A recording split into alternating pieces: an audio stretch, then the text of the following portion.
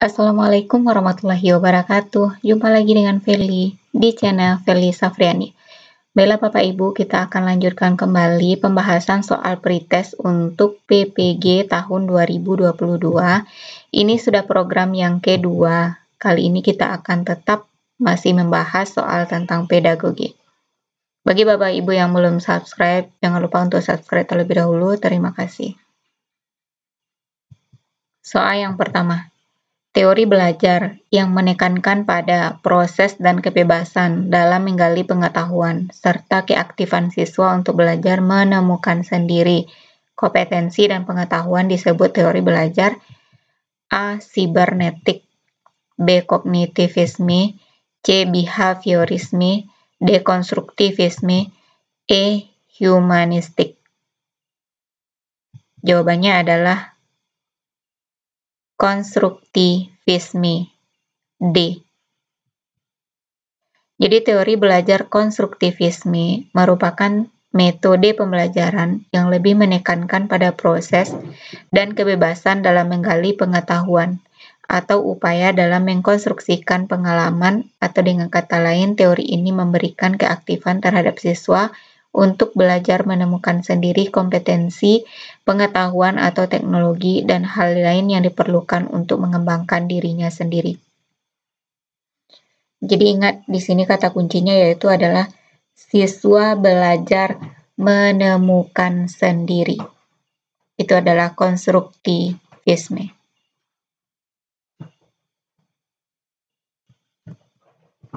Soal kedua. Seseorang dianggap belajar jika telah mampu menunjukkan perubahan tingkah laku. Hal ini sesuai dengan teori belajar. A. Sibernetik, B. Konstruktivisme, C. Behaviorisme, D. Konstruktivisme, E. Humanistik. Jawabannya adalah behaviorisme. Dalam teori behaviorisme, belajar adalah perubahan tingkah laku sebagai akibat interaksi antara stimulan, perangsang, dan respon atau tanggapan. Jawabannya adalah B. Kata kuncinya di sini adalah tingkah laku, maka itu adalah behaviorisme.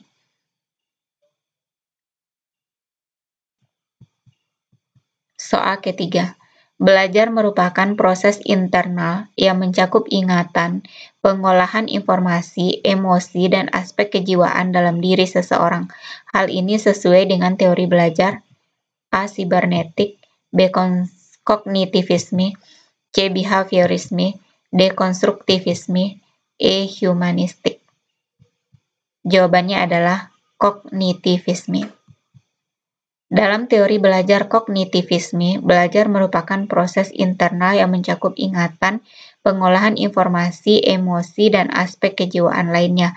Belajar merupakan aktivitas yang melibatkan proses berpikir yang sangat kompleks. Jadi kalau untuk kognitivisme ini kata kuncinya itu adalah belajar merupakan proses internal, proses berpikir yang sangat kompleks.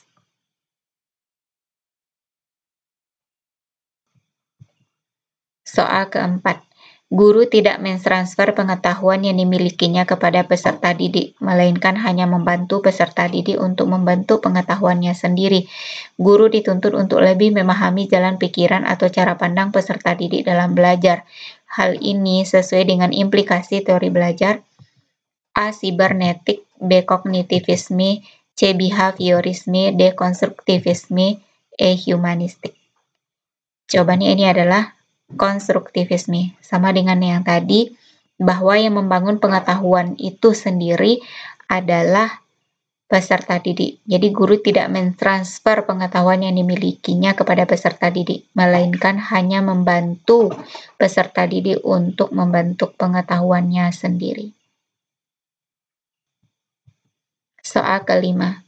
Guru diharapkan tidak hanya melakukan kajian bagaimana mengajar yang baik, namun kajian mendalam justru dilakukan untuk menjawab bagaimana agar peserta didik dapat belajar dengan baik. Hal tersebut sesuai dengan implikasi teori belajar. A. Sibernetik, B. Kognitivisme, C. Behaviorisme, D. Konstruktivisme, E. Humanistik.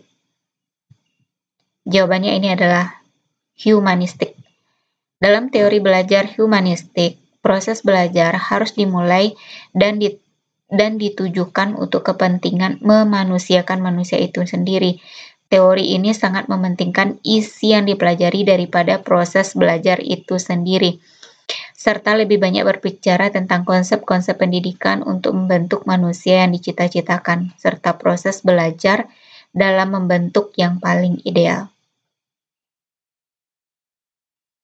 Jadi ini adalah teori belajar humanistik. Soal ke-6. Seluruh komponen pendidikan memiliki tujuan yang sama, yaitu terbentuknya manusia yang ideal, manusia yang dicita-citakan, yaitu manusia yang mampu mencapai aktualisasi diri. Pernyataan tersebut merupakan bagian dari teori ahumanistik, behaviorisme, cybernetik, dekonstruktivisme, kognitivisme. Jawabannya adalah humanistik. Sudah dibahas tadi bahwa membentuk manusia yang ideal, manusia yang dicita-citakan, yang mampu mencapai aktualisasi diri itu adalah bagian dari teori humanistik. Soal ke-7. Saat ini siswa dituntut untuk dapat belajar setiap saat dan bisa terjadi dimanapun. Hal ini terjadi karena kemajuan teknologi yang memungkinkan belajar jarak jauh dalam jaringan atau online. Pernyataan di atas sejalan dengan teori belajar humanistik, behaviorisme, cybernetik, dekonstruktivisme, kognitivisme. Jawabannya adalah sibernetik. Teori sibernetik memandang manusia sebagai pengolah informasi, pemikir, dan pencipta. Berdasarkan itu, maka diasumsikan bahwa manusia merupakan makhluk hidup yang mampu mengolah, menyimpan, dan mengorganisasikan informasi. Proses belajar memang penting dalam teori ini, namun yang lebih penting adalah sistem informasi yang diperoleh yang akan dipelajari peserta didik. Soal ke-8. Teori belajar yang mengutamakan perubahan tingkah laku pada individu yang belajar dengan mengutamakan hubungan stimulus dan respon merupakan teori belajar ahumanistik, behaviorisme, cybernetik, dekonstruktivisme, kognitivisme. Ini jelas ya, behaviorisme, tingkah laku.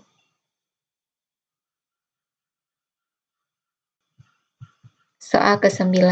Aliran yang menekankan pada keaktifan peserta didik selama belajar, aktif berpikir, menyusun konsep-konsep, serta memberi makna tentang hal-hal yang dipelajari. Dan yang paling penting terwujudnya belajar adalah dari niat peserta didik itu sendiri. Pernyataan tersebut merupakan aliran dari teori ahumanistik, behaviorisme, cybernetik, dekonstruktivisme, kognitivisme. Ini jelas ya, sama dengan soal-soal sebelumnya. Jadi, peserta didik yang aktif, menemukan sendiri, atau belajar itu dari niat peserta didik sendiri, bagian dari konstruktivisme. Soal ke-10. Penerapan teori belajar di mana siswa bebas mengumpulkan data, mencoba-coba, membuat hipotesis, mencari dan menemukan pola, menyusun rumus, membuktikan benar tidaknya suatu hipotesis. Hal ini merupakan penerapan dari teori belajar ahumanistik, behaviorisme, cybernetik, dekonstruktivisme, kognitivisme. Ini masih sama dengan soal nomor 9, yaitu konstruktivisme. Soal terakhir, ini Bapak Ibu berikan jawabannya di kolom komentar ya. Pak Medi seorang guru SMP menerapkan metode kooperatif teaching and learning atau CTL dalam pembelajarannya. Dengan demikian, para peserta didiknya aktif bertanya, belajar kelompok, melakukan penyelidikan, serta membangun pengetahuan dan pemahamannya sendiri. Pembelajaran yang demikian merupakan aplikasi dari teori belajar ahumanistik, behaviorisme, cybernetik, dekonstruktivisme, kognitivisme. Saya tunggu jawaban Bapak Ibu di kolom komentar.